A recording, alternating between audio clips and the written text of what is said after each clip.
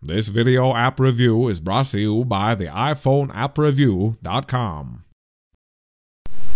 Hey there, this is Valerie Lauer with the iPhoneAppReview.com. I'm here to do a video review about an awesome app that I've had in my hands this week called Majesty. Let me go ahead, get that bad boy launched. We'll enjoy some of these intro. There we go. So we're not going to enable sound because I am talking to you, and that's very important. Majesty is an awesome real-time strategy game, kind of. You'll see what I mean here in a second by kind of. It's more of an indirect control strategy game, if you want to say. This is actually going to be a game where you build, you go through as a first-person player, and you're completing campaigns. And it's awesome.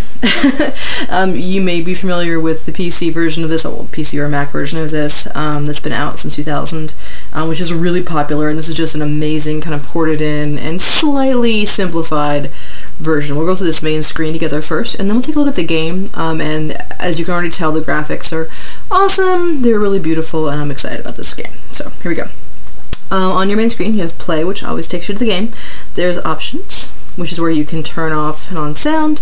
It also supports several different languages. If we do anything but English, I will probably get lost, so we're not going to do that.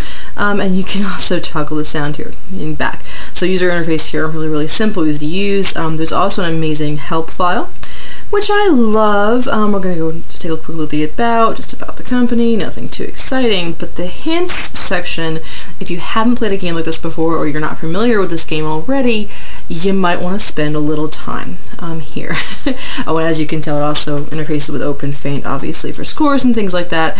I'm not logged in right now, but it is standard OpenFaint interaction. The help section here, the tips, actually takes you through each of these icons. And like I said, there's a lot of information here.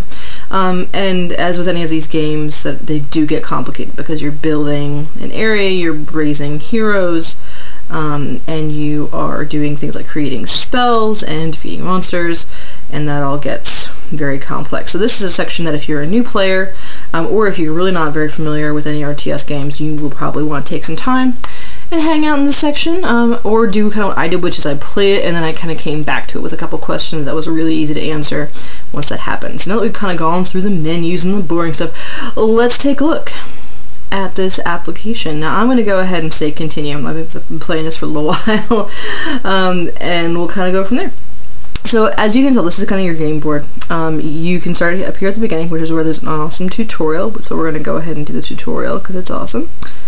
And you would also, again, as a new player, probably want to go through and do this. The only reason this is taking a second to load is because of my Wi-Fi. Nothing else is really happening.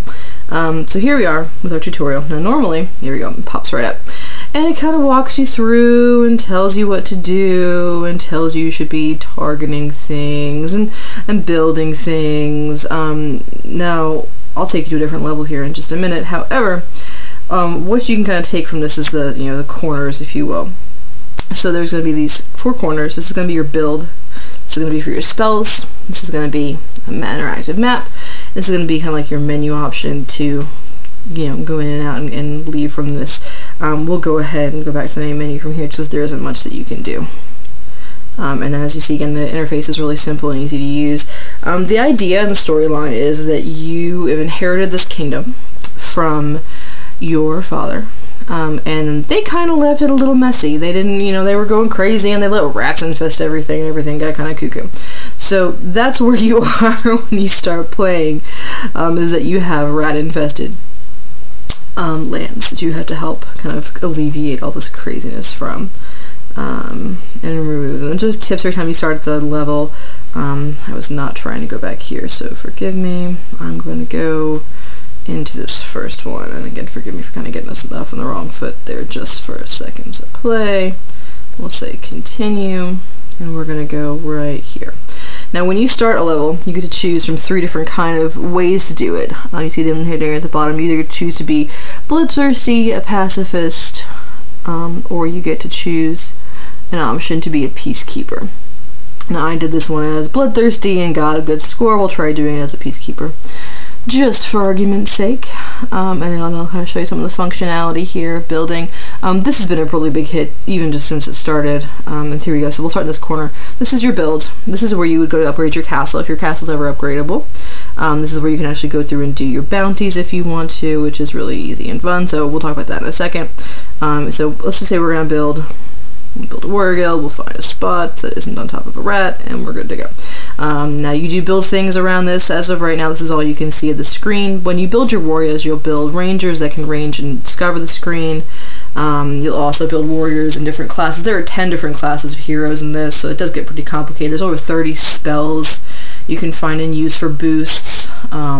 There's just dozens of different kinds of buildings and different strategies, and what we're talking about before was indirect, is you create all these characters, right? We're going to build some warriors here in a second, and then what happens when you build a warrior is you don't actually have direct control over them. They go wandering off across the board, and you can encourage them to do the things you'd like them to do, like attack monsters or leave certain things alone, or scout out the rest of the board by using bribes, basically. So, a little shady in your control there of your kingdom, unfortunately, which is, it happens. So here's where you're going to build from. Again, you're going to tap this, and you can choose from these. These upgrade and change as you progress to.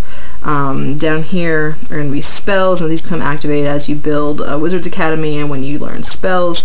Up here again is our menu or pause.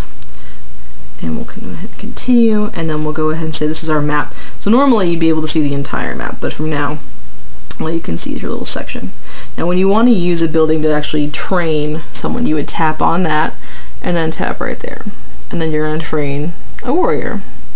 And then again, you can go back and do different buildings. You can go through and do your rangers next, which they're the ones that can actually make it. As you can see, you cannot overlap things, although for some reason I'm wanting to. There we go. And just, a really interesting game. Very intricate, a lot of details. If you like the PC version, you'll love this. If you like games that have kind of a good storyline, and you like games that move along pretty quickly, and that are easy to kind of pick up after you get your feet wet a little bit, you'll really like it. If you ever like playing, Morrowind or any kind of builder even, you'll love it because the builder factions are really, really fun. I just think this is an amazing app, and I think it's really addictive, and I played it for a good long while. I had a lot of fun, and I'll be playing it again later. It's not coming off my iPad anytime soon.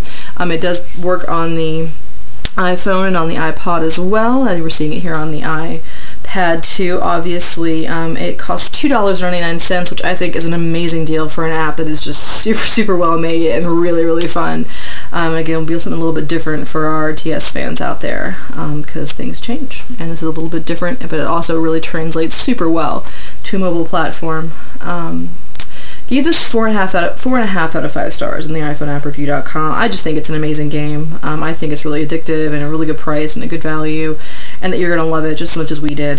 So again, this has been Valerie Lauer at the iPhoneAppReview.com. Until next time, keep playing.